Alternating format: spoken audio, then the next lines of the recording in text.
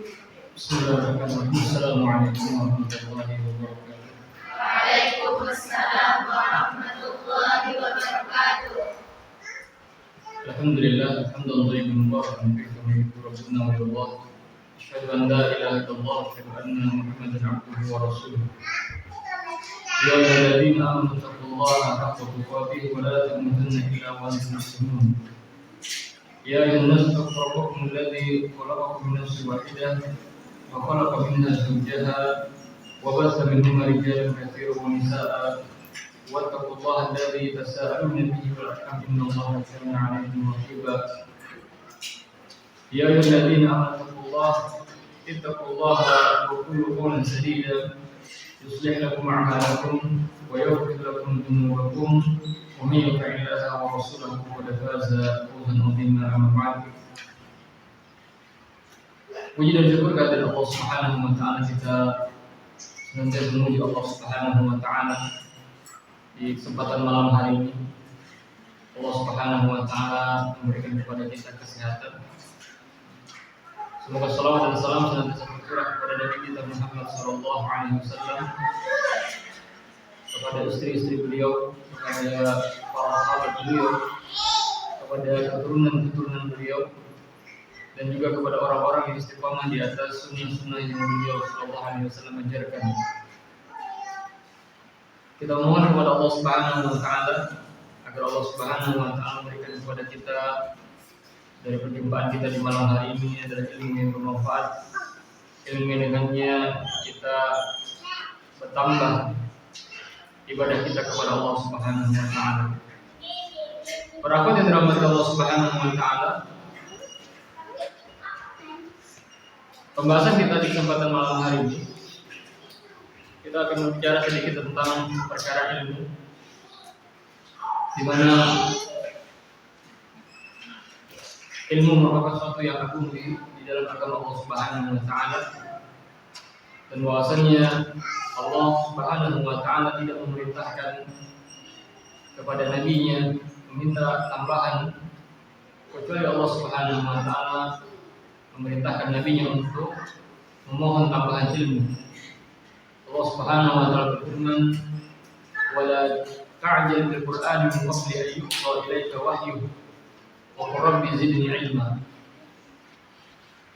Allah kabarkan, dan janganlah kamu tergesa-gesa membaca Al-Qur'an sebelum disempurnakan mewahyukannya kepadamu. Wa qur rabbi zidni ilma, dan katakanlah, wahai Rabbku, tambahkanlah kepadaku ilmu. Al-Imam Ibnu Katsir mengatakan, yakni tambahkanlah kepadaku ilmu darimu. Al-Imam Ibnu Qutaibah rahimahullah mengatakan, ilmu Rasulullah SAW senantiasa dalam keadaan bertambah hingga beliau wafat.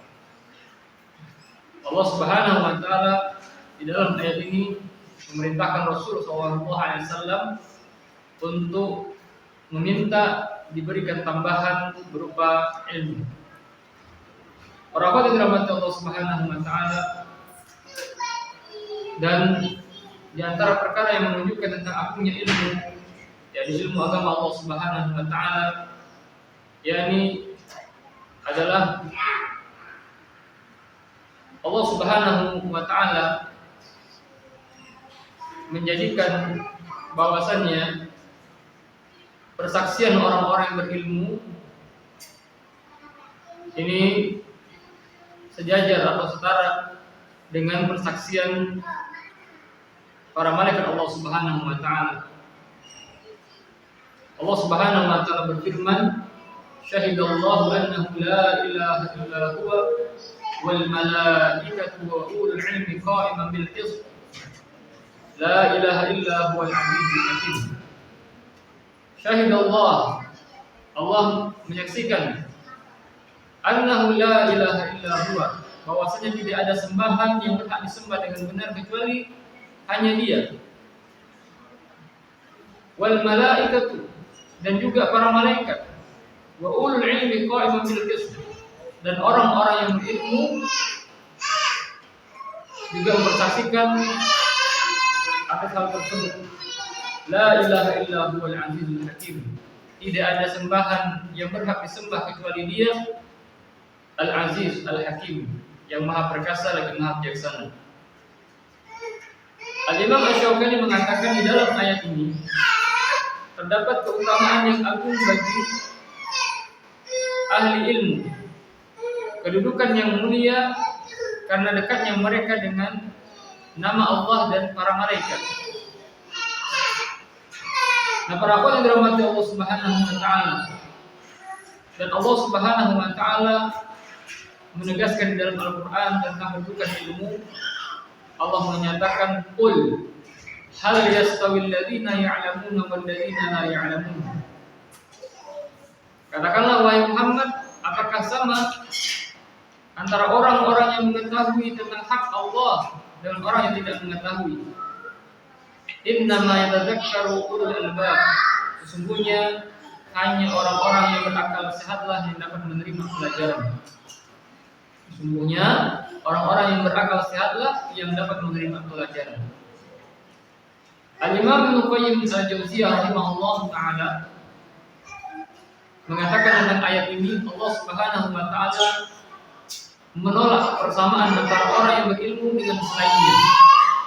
Sebagaimana Allah menegaskan tidak sama antara penduduk surga dan penduduk neraka. Semua ini menunjukkan tentang keutamaan dan kemuliaan ahli ilmu. Nah, para akhwat yang dirahmati Allah Subhanahu wa taala dan Nabi kita Muhammad SAW, beliau telah menyebutkan di dalam banyak hadis-hadisnya tentang keutamaan yang tinggi dari orang-orang yang Allah Subhanahu wa taala berikan nikmat berupa ilmu agama. Nabi SAW mengatakan, "Wa innal alim," dan sesungguhnya seorang yang berilmu, la yastaghfiru lahu man fis samawati wa man fil ardi, maka ia akan dimohonkan ampun oleh penghuni langit dan penghuni bumi, hatta al-hitanu fil ma'i, sampai-sampai ikan yang berada di dalam lautan. Sampai-sampai ikan-ikan yang berada di dalam lautan memohonkan ampunan untuk orang-orang yang berilmu. Dan Nabi SAW mengabarkan tentang keutamaan daripada orang-orang yang berilmu. Nabi SAW mengatakan, "Fadlul alimi 'alal 'abid." Keutamaan orang yang berilmu dibandingkan dengan abid, dengan ahli ibadah, kafadlil qamari lailatul badri 'ala sa'iril kawakib. Laksana keutamaan bulan di malam purnama atas seluruh bintang-bintang. Nah, para akhwat yang dirahmati Allah Subhanahu wa taala, dan ilmu merupakan warisan para nabi. Karena para nabi tidak mewariskan dinar dan dirham, tidak mewariskan harta. Innal ulama'a warathatul anbiya. Sesungguhnya para ulama adalah pewaris daripada para nabi. Innal anbiya adalah muwarrisu dinar wala dirham. Dan sesungguhnya para nabi tidak mewariskan dinar maupun dirham. Innama warasul ilma, tetapi mereka mewariskan ilmu. Faman akhadha bihi akhadha bihadhin wafir.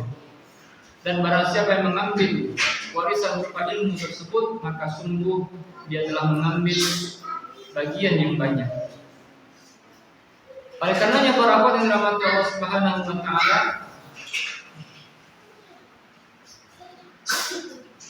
dalil-dalil ini, hadis-hadis maupun ayat Al-Quran yang menunjukkan tentang keutamaan ilmu ini sejatinya menjadi motivasi bagi seseorang untuk berusaha memanfaatkan waktunya, memanfaatkan usianya di dalam meraih keutamaan ilmu. Syekh Muhammad bin Shalih Al-Utsaimin mengatakan, ilmu tidak memberatkan pemiliknya untuk menjaganya. Ilmu itu tidak memberatkan pemiliknya untuk menjaganya. Karena tatkala Allah memberikan rezeki berupa ilmu, maka tempatnya adalah di dalam hati dan dia tidak butuh menjaga dan tidak butuh untuk memiliki kunci. Akan tapi tatkala engkau memiliki harta, maka engkaulah yang akan menjaganya. Engkau akan menyimpan di dalam laci-laci yang terkunci. Nah, para hadirin dirahmati Allah Subhanahu wa taala. Ini keutamaan daripada ilmu yang banyak disebutkan di dalam hadis Nabi sallallahu alaihi wasallam maupun ayat Al-Qur'an. Kemudian kita beranjak kepada adab bagi seorang yang belajar ilmu. Adab bagi seorang yang mempelajari ilmu. Di antara adab yang perlu diketahui oleh orang-orang yang mempelajari ilmu agama, sehingga ilmu tersebut akan menjadi amal saleh, mendatangkan manfaat di dunia dan di akhirat, maka ada beberapa adab yang perlu kemudian diperhatikan bagi orang-orang yang mencari ilmu. Di antara adab yang pertama, bahwasanya seorang penuntut ilmu mesti kemudian mengikhlaskan niatnya dalam mencari ilmu. Nabi SAW mengatakan, "Man ja'ala al-humuma hamman wahidan." Barang siapa yang menjadikan keinginannya hanya satu keinginan, hamma akhiratihi, yakni keinginannya hanya berharap dengan akhirat, kafahu Allahu hamma dunya, maka Allah akan cukupkan dia terhadap kesenangan-kesenangan dunia. Wa man tasha'abat bihi al-humum fi ahwali dunya, dan barang siapa yang memiliki keinginan yang banyak dari perkara-perkara dunia, lam yudarillahu fi ayyi awdiyatiha halak, maka Allah tidak peduli di tempat mana dia akan celaka. Al-Imam Al-Hasan Al-Basri rahimahullah ta'ala, beliau mengatakan, barang siapa yang menuntut ilmu agama karena mencari akhirat, karena mencari kemuliaan di akhirat, maka dia pasti mendapatinya. Dan barang siapa yang menuntut ilmu agama karena mencari kesenangan dunia, ingin dikatakan orang yang paham, orang yang pintar, orang yang hebat, maka kata Al-Imam Hasan Al-Basri, maka hanya itulah bagian yang dia dapat. Dan keikhlasan di dalam menuntut ilmu itu mempengaruhi seseorang untuk bisa bersabar di dalam menghadapi letih dan beratnya perjalanan mencari ilmu. Keikhlasan seseorang itu mempengaruhi kesabarannya di dalam perjalanannya untuk mendapatkan ilmu. Ada sebuah kisah yang disebutkan tentang Muhammad bin Thahir Al-Maqdisi. Muhammad bin Thahir Al-Maqdisi, dia seorang ulama ahli hadis. Beliau Muhammad bin Thahir Al-Maqdisi dikabarkan beliau pernah mengalami kencing darah sebanyak 2 kali. Beliau di dalam perjalanannya untuk mencari ilmu hadis, mencari hadis Nabi SAW, beliau pernah mengalami kencing darah sebanyak 2 kali. Hal ini karena beliau menempuh perjalanan yang sangat jauh di hari yang sangat panas. Dan seorang tidak akan bisa bersabar dengan kesulitan kecuali dengan besarnya keikhlasan yang dia miliki. Nah, para hadirin yang dirahmati Allah Subhanahu wa taala, keikhlasan di dalam menuntut ilmu ini berpengaruh besar terhadap kesabaran seseorang di dalam mencari ilmu.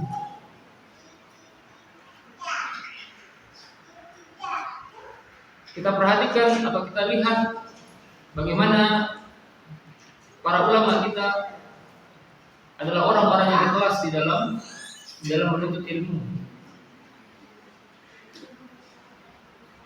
Banyak di antara mereka yang mendapati kesulitan-kesulitan di dalam menuntut ilmu dan mereka berhasil melewatinya. Nah, para hadirin rahmati Allah Subhanahu wa taala, ini adab yang pertama.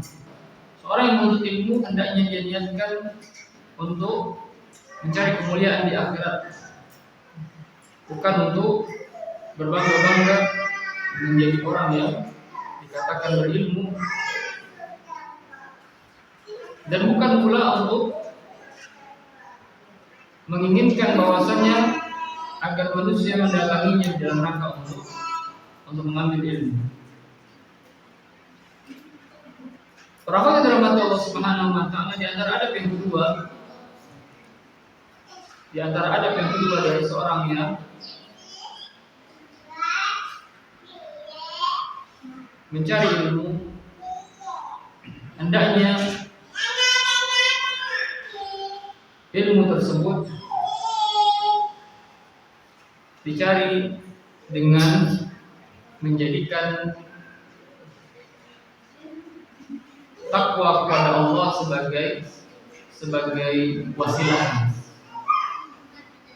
menjadikan takwa kepada Allah Subhanahu wa taala sebagai jembatan.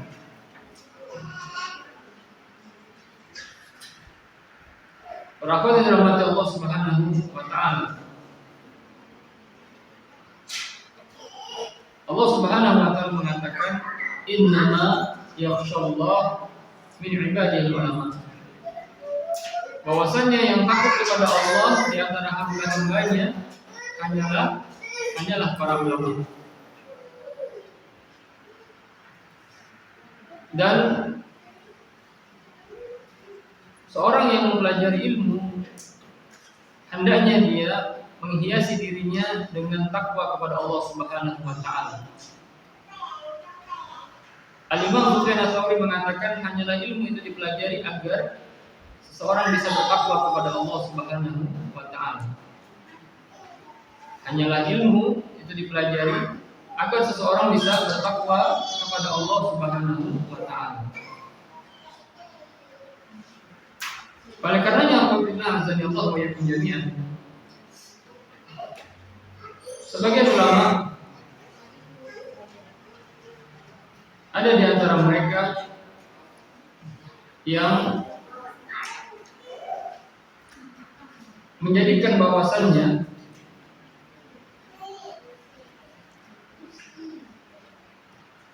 bertambahnya ketakwaan di dalam diri seseorang tatkala dia mendapatkan ilmu ini sebagai barometer atau sebagai tolak ukur bahwasannya dia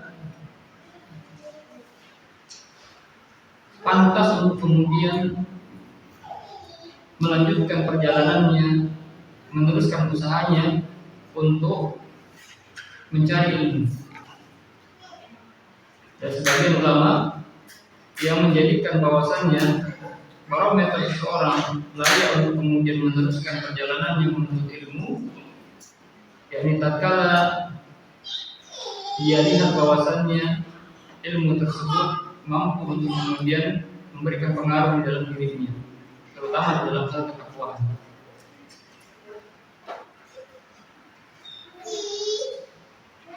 Para hadirin dirahmati Allah Subhanahu wa taala,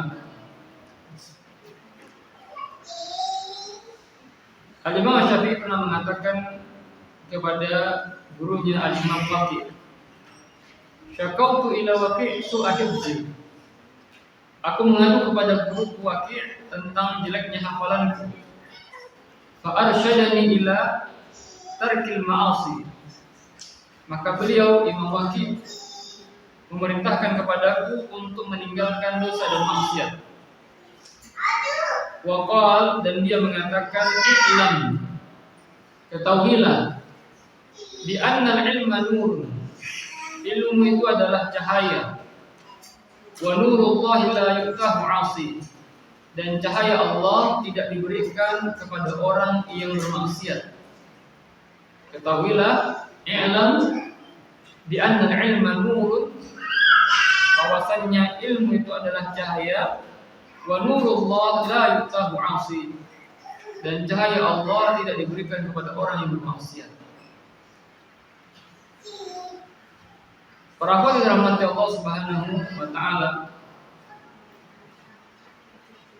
apabila seseorang dengan mempelajari agama tersebut tambah takwanya kepada Allah Subhanahu wa taala, maka ini menjadi pertanda bahwasannya ilmu akan mendatangkan kebaikan untuk dirinya. Sebagian ulama salaf mengatakan, lihatlah pengaruh ilmu yang telah kau pelajari. Apakah ilmu tersebut memberikan perubahan daripada adabmu, rasa takutmu, perangaimu? Maka para yang dirahmati Allah Subhanahu wa taala, penting bagi seorang yang mempelajari ilmu untuk menghiasi dirinya dengan takwa kepada Allah Subhanahu wa taala. Poin yang ketiga,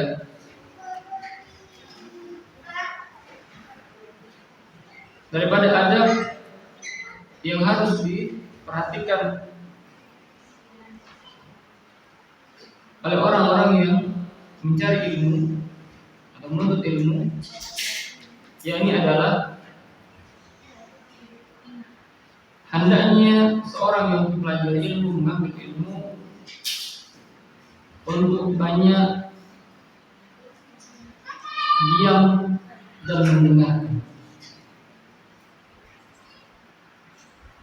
Allah Subhanahu wa taala berfirman, "Inna 'alaina jam'ahu wa Qur'anahu, fa idza qara'nahu fattabi' Qur'anahu, thumma inna 'alaina bayanahu." Sesungguhnya kami yang akan mengumpulkannya di dalam dadamu, yakni Al-Quran, dan membacakannya. Apabila kami telah selesai membacakannya, maka ikutilah bacaan tersebut. Tsumma inna 'alaina bayanah, sesungguhnya kami yang akan menjelaskannya. Fattabi' di dalam ayat ini maknanya adalah dengarkan dan diamlah. Fattabi' Qur'anah, maka dengarkan dan diamlah. Para hadirin dirahmati Allah Subhanahu wa taala, diam tatkala mendengarkan ilmu merupakan adab bagi seorang penuntut ilmu. Diam yang dimaksud adalah menyimak dan mendengarkan, bukan berbicara, bukan mengobrol. Ini adalah adab dari seorang penuntut ilmu. Diamnya mereka yakni dengan memperhatikan penjelasan yang disampaikan. Oleh karenanya para hadirin dirahmati Allah Subhanahu wa taala, para sahabat Nabi SAW itu disifatkan bahwasanya tatkala mereka hadir di majelis Rasulullah SAW, maka seakan-akan di kepala mereka ada seekor burung yang bertengger, menunjukkan tentang tenangnya mereka, diamnya mereka di majelisnya Rasulullah SAW. Adab yang keberapa? Adab yang keempat. Adab yang keempat adalah bersungguh-sungguh di dalam berusaha mengambil ilmu. Bersungguh-sungguh di dalam mengambil ilmu, memahami ilmu.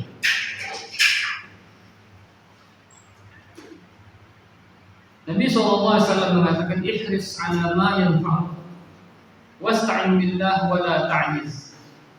Ihris ala ma yanfa'u, bersemangatlah kalian untuk meraih apa yang bermanfaat. Wasta'in billah, tidak cukup cuma semangat. Wasta'in billah, akan tapi apa? Ista'in billah, mohonlah pertolongan Allah. Wala ta'jiz, dan janganlah kalian melemah, janganlah kalian menyerah. Dahulu para salafus saleh, mereka ketika belajar kepada Rasul SAW, maka mereka menyiapkan kesabaran yang luar biasa. Mereka tidak pernah mengenal lelah, dan mereka menghabiskan waktu yang panjang di dalam belajar.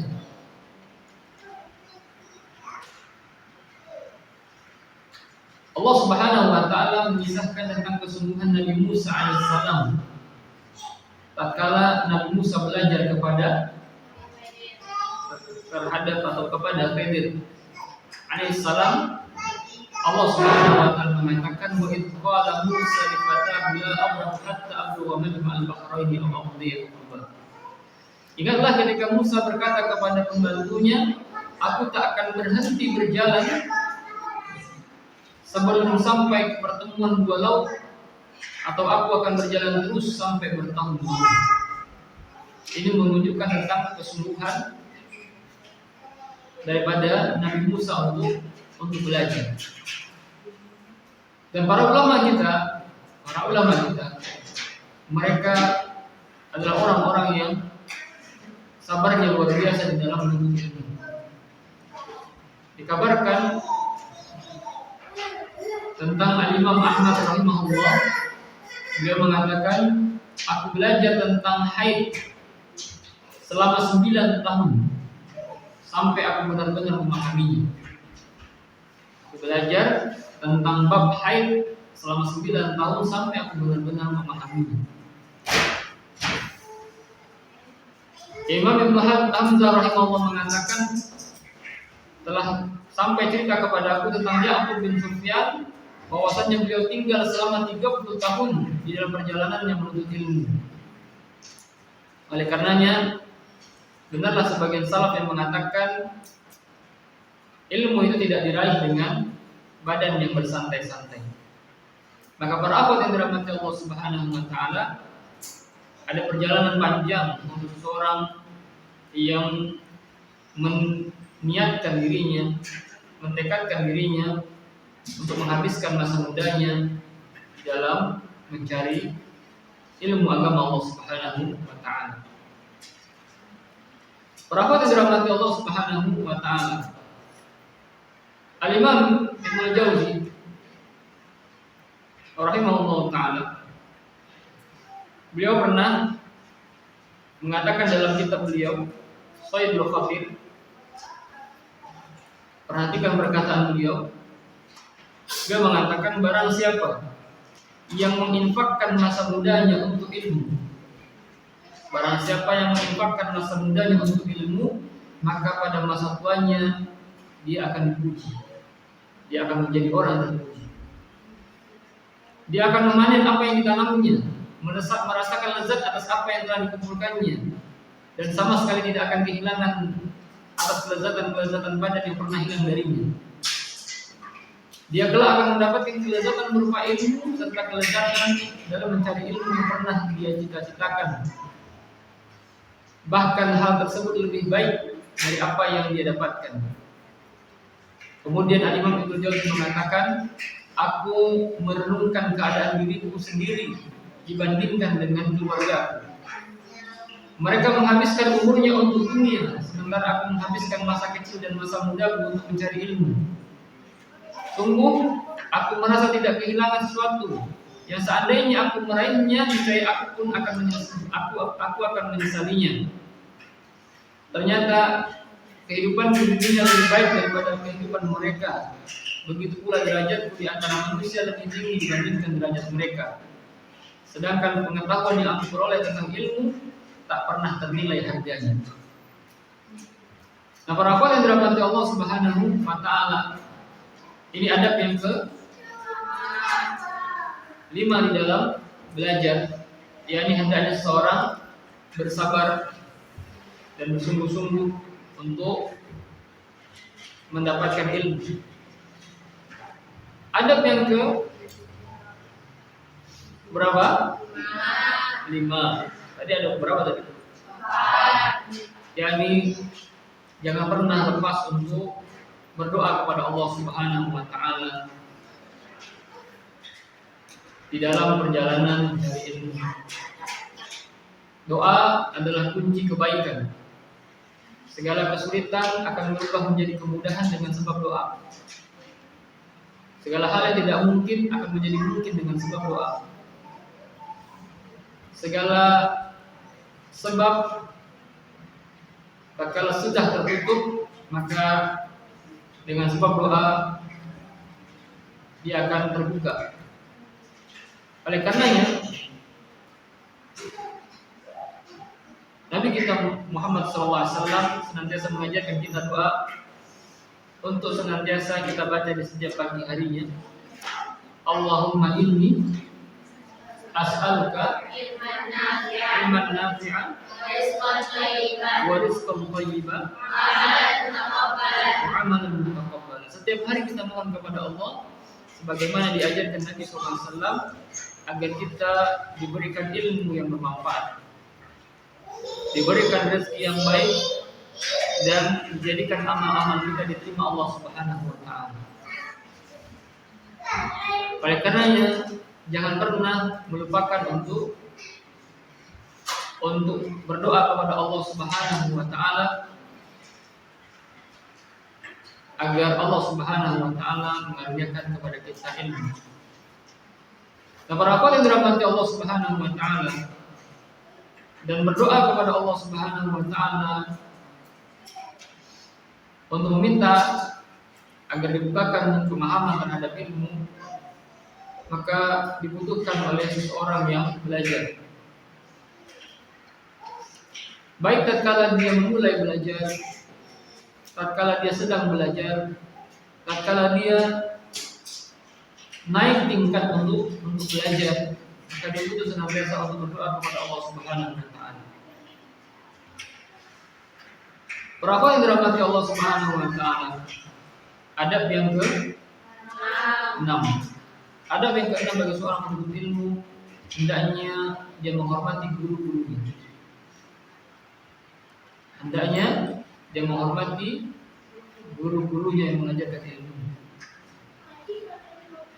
Menghormati orang-orang yang telah memberikan ilmunya, mengajarkan ilmu, termasuk di antara adab yang diajarkan Nabi sallallahu alaihi wasallam. Nabi mengatakan, "Laisa minna man lam yujilla kabirana." Laisa minna, bukanlah termasuk golongan kami. Man lam yujilla kabirana, orang yang tidak menghormati orang yang tua di antara kami. Wa yarham shaghirana, dan tidak menyayangi yang muda di antara kami. Wa ya'rif li'alimina haqqahu, dan tidak mengerti hak orang berilmu di antara kami. Bukan termasuk golongan kami orang yang tidak menghormati orang yang tua di kalangan kami, tidak menyayangi yang muda di kalangan kami, dan tidak mengerti hak ahli ilmu yang ada di golongan kami. Nah, para hadirin yang dirahmati Allah Subhanahu wa taala, Al-Imam An-Nawawi rahimahullah taala mengatakan, hendaknya seorang yang belajar ilmu memberikan penghormatan kepada gurunya. Hendaknya ia meyakini kemampuan gurunya, karena hal tersebut akan mengantarkan seorang untuk banyak mengambil manfaat darinya. Dan hal tersebut lebih membekas di dalam hati terhadap apa yang ia dengar dari gurunya tersebut. Al-Imam Khatib Al-Baghdadi rahimahullah ta'ala, beliau mengatakan wajib bagi seorang penuntut ilmu untuk mengakui keutamaan gurunya yang faqih, dan hendaknya dia menyadari bahwasanya dia banyak mengambil ilmu dari gurunya. Para hadirin yang dirahmati Allah Subhanahu wa taala,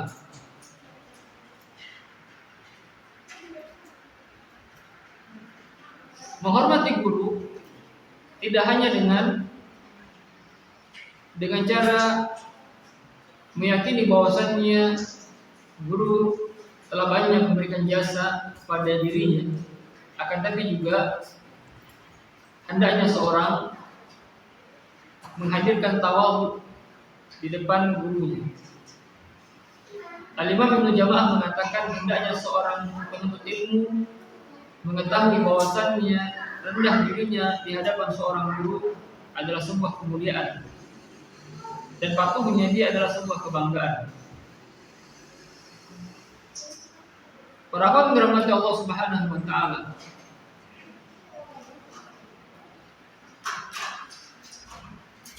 Al-Khatib Al-Baghdadi meriwayatkan bahwasanya Ibnu Al-Mu'taz mengatakan, orang yang rendah diri dalam belajar adalah orang yang paling banyak ilmunya.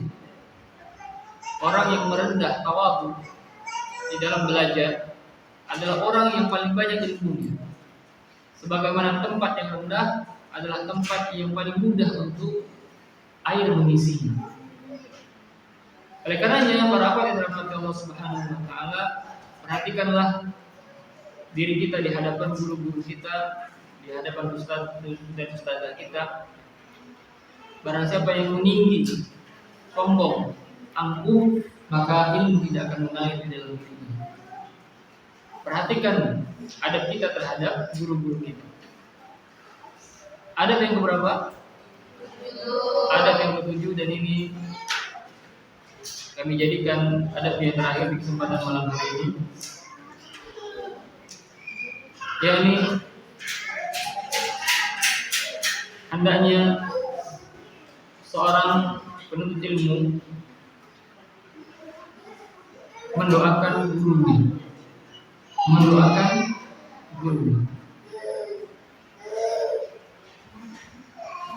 Nabi SAW mengatakan, "Man shana'a ilaikum ma'rufan." Siapa saja yang berbuat kebaikan kepadamu, fakafi'uh, maka balaslah.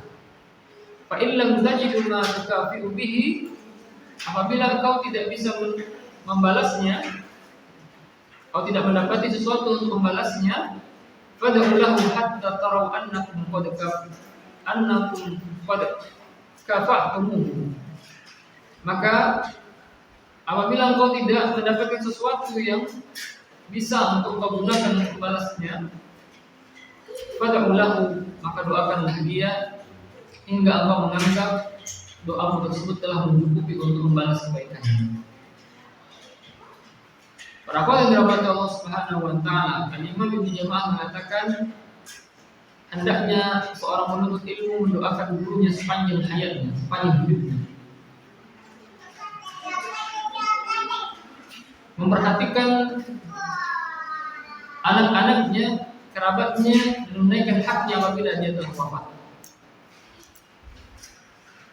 Al-Imam Abu Hanifah rahimahullah ta'ala mengatakan, tidaklah aku salat sejak kematian Hamad kecuali aku memintakan ampun untuknya dan orang tua.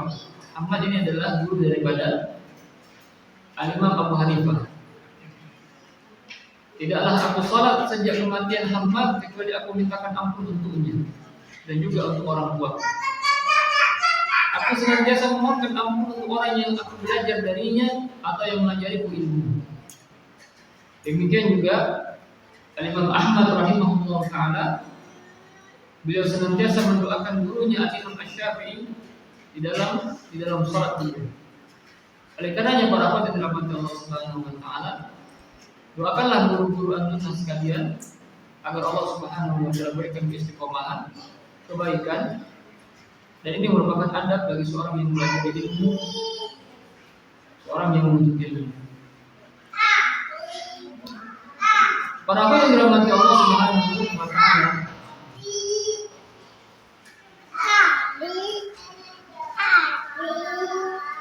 pertemuan di malam hari ini, atau majelis di malam hari ini, kita akan tutup dengan pembahasan yang ketiga, yakni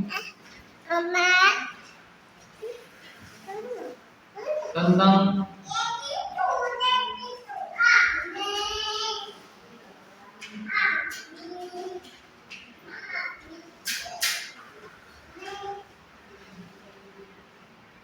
pentingnya seseorang untuk bertahap di dalam belajar. Pentingnya seseorang untuk bertahap di dalam belajar.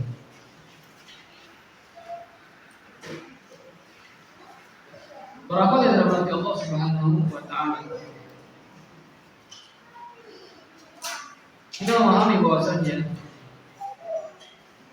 kita melalui berbagai macam fase di dalam mempelajari ilmu. Kita melalui berbagai macam jenjang di dalam kita mempelajari ilmu. Dan bahwasannya seorang tidak akan mendapatkan ilmu yang banyak kecuali dia harus melewati fase-fase atau tahap-tahapnya. Oleh karenanya, para kaum yang dirahmati Allah Subhanahu wa taala,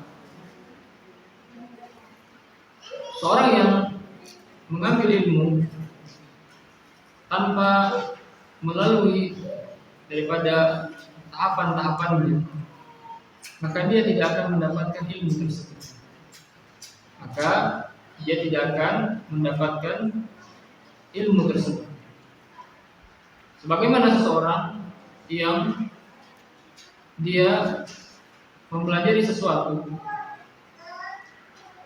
hanya kemudian langsung ataupun hanya kemudian dia mengambil ilmu yang paling tinggi. Allah Subhanahu wa taala berfirman di dalam Al-Qur'an, di mana Allah Subhanahu wa taala mengatakan, "Wa Qur'an faraqnahu litaqra'ahu 'alan nas 'ala muktin munazzalnahu tanzila." Dan Al-Qur'an itu kami telah turunkan dengan bertahap, berangsur-angsur. Litaqra'ahu 'alan nas, agar engkau membacakannya perlahan-lahan kepada manusia. Dan kami menurunkannya bagian demi bagian. Kami menurunkannya bagian demi bagian. Nah, belajar ilmu ini membutuhkan jenjang dan tahapan yang harus dilalui. Al-Imam Az-Zabidi rahimahullah mengatakan, wajib untuk tidak menekuni dalam suatu bidang sampai terlebih dahulu dia telah mengambil bidang ilmu sebelumnya, menurut urutan yang dapat mengantarkannya kepada tujuan.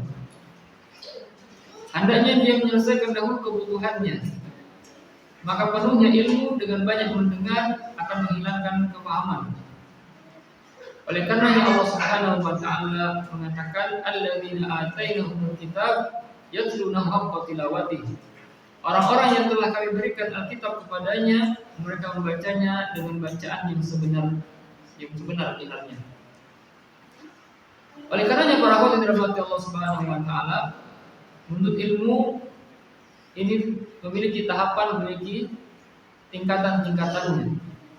Diceritakan oleh Al-Imam Ibnu Madini rahimahullah taala dari Abdul Wahab bin Hamal dari Ibnu Jurayj, bahwasanya ia mengatakan, Ibnu Jurayj mengatakan, aku menemui Imam Atha dan aku ingin belajar darinya.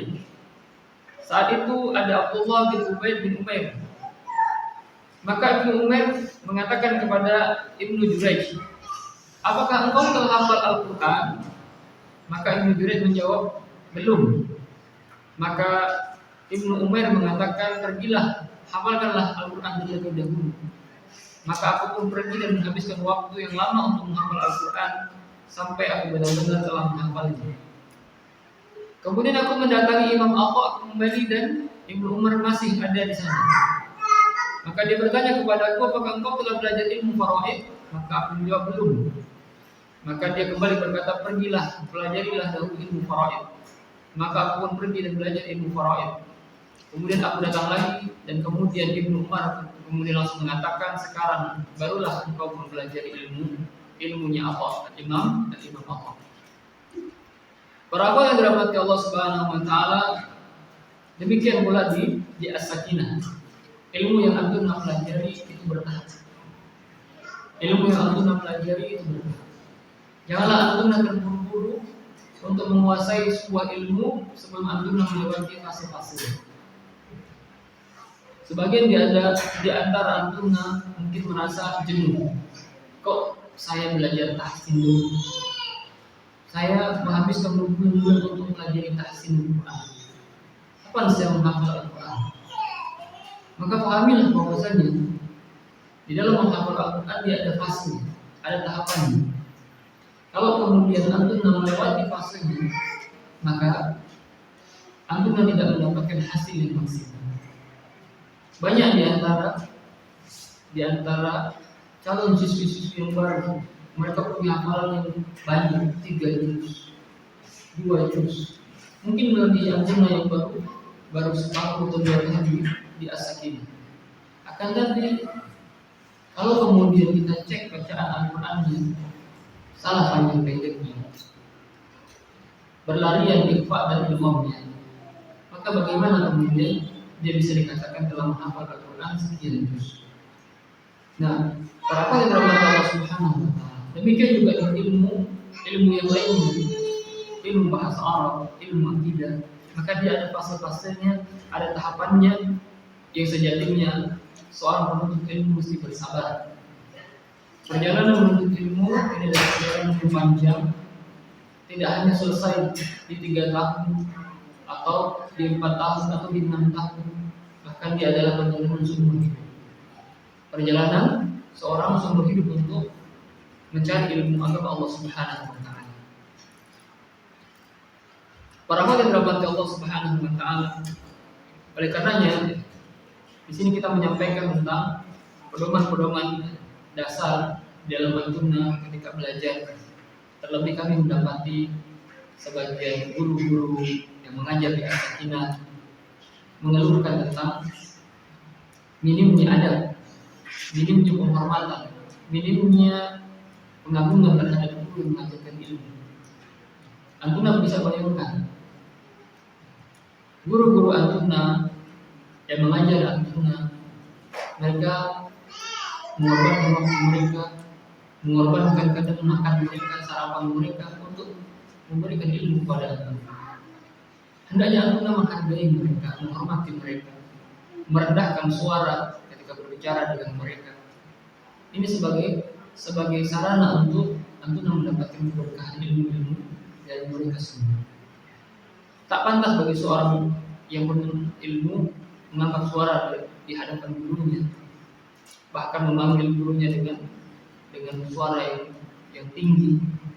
Sungguh tidak pantas para akhwat yang dirahmati Allah Subhanahu wa taala. Dan bahkan sungguh sangat menyedihkan apabila antuna menyadari antuna sebagai penuntut ilmu, justru antuna mengghibahi guru antuna. Antuna membicarakan kejelekan guru antuna di majelis-majelis antuna, di majelis makan, di majelis tidur siang, di mana ada antuna terhadap guru-guru antuna. Mereka mengajarkan ilmu untuk antuna, yang ilmu tersebut mendatangkan kebaikan untuk akhirat antuna, untuk pahala antuna, untuk amal soleh antuna. Sementara antuna tidak menghargai mereka, berbicara tatkala mereka mengajarkan ilmu, bahkan antuna menggibahi mereka. Waliyadzubillah. Murid seperti apa? Penuntut ilmu seperti apa yang seperti ini? Membicarakan kejelekan ustaz di sana. Di mana ketakwaan kepada Allah Subhanahu wa taala? Bagaimana keberkahan ilmu akan antuna dapatkan? Seberapa sering antuna mendoakan guru-guru antuna, memohonkan ampun untuk guru-guru antuna? Maka kadar itulah keberkahan ilmu yang antuna dapatkan. Para hadirin yang dirahmati Allah Subhanahu wa taala. Kita butuh meneladani adab-adab para ulama salafus saleh, sehingga ilmu yang sedikit mendatangkan keberkahan. Ilmu yang hanya seujung jari mendatangkan kebaikan untuk akhirat seseorang. Perhatikanlah nasihat ini para hadirin yang dirahmati Allah Subhanahu wa taala. Antuna tidak akan mendapatkan kebaikan dari guru antuna, dari ustaz dan ustazah, kalau antuna tidak berhias dengan akhlak-akhlak yang mulia, mendoakan, mencintai kebaikan, memberikan penghormatan, merendahkan suara, beradab dengan adab yang mulia terhadap guru antuna. Para hadirin yang dirahmati Allah Subhanahu wa taala. Sebagai penutup di kesempatan malam hari ini, kami mengingatkan bahwasannya di antara adab terhadap guru-guru antuna adalah antuna tidak sungkan untuk mengabarkan kondisi antuna yang berhalangan hadir di di majelis mereka atau di kelas-kelas mereka. Ini ada. Antum akan kalah sakit kabar. Apa Ustaz? Saya tidak bisa hadir karena saya hari ini sakit. Semoga Allah Subhanahu wa taala berikan kebaikan untuk saya. Doakan. Bukan antum hilang tanpa kabar. Bahkan sahabat antum, teman-teman antum tidak tahu di mana antum hari ini. Ini ada yang sangat tidak bersoal. Bahkan hanya sekedar memberi kabar tidak hadir saja tidak. Nah, para akhwat yang dirahmati Allah Subhanahu wa taala, ada dan ada. Antum akan mulia dengan adab yang tinggi. Antum akan dihormati dengan adab yang tinggi. Dan seorang penuntut ilmu yang paling nampak dari dirinya dengan ilmu yang dia dapatkan adalah perubahan adabnya. Oleh karenanya, di awal tadi kita sampaikan dahulu para ulama salaf melihat keberkahan ilmu pada diri seseorang tatkala ilmu yang dia dapatkan seketika merubah adabnya, merubah karakternya, merubah perangainya. Oleh karena para ulama yang Allah Subhanahu wa taala hormati, berikan hak-hak guru antumna sesuai dengan yang Allah Subhanahu wa taala ajarkan.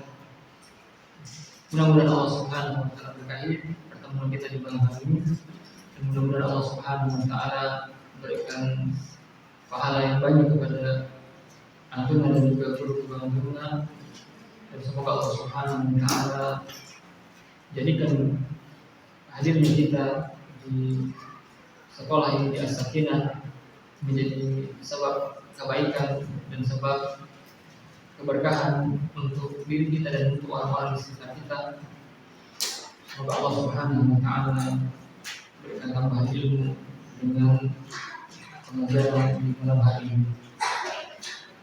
Kebenaran dari Allah Subhanahu wa taala sehingga datang dari kami pribadi dan juga dari syaitan. Kami mengingatkan diri kami dan juga kami sekalian untuk senantiasa memperbanyak istighfar kepada Allah Subhanahu wa taala atas dosa-dosa kita dan memperbanyak istighfar untuk guru kita dan juga orang tua kita. Kita tutup dengan doa kafaratul majlis. Subhanallah walhamdulillah. Assalamualaikum warahmatullahi wabarakatuh. Waalaikumsalam warahmatullahi wabarakatuh.